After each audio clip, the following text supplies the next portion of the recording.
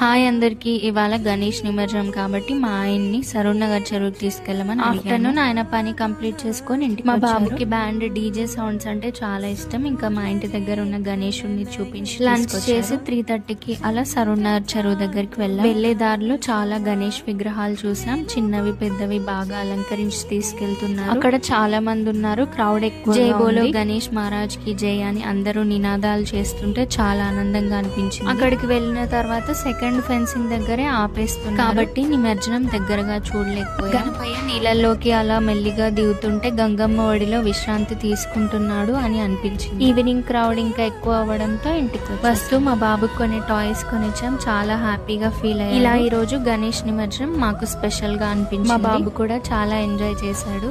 గణేశుడి విగ్రహాలు చూసి చాలా హ్యాపీగా ఫీల్. మా ఈ చిన్న వ్లాగ్ మీకు నచ్చిందని అనుకుంటున్నాను. మళ్ళీ నెక్స్ట్ వీడియోలో కలుద్దాం. Bye bye.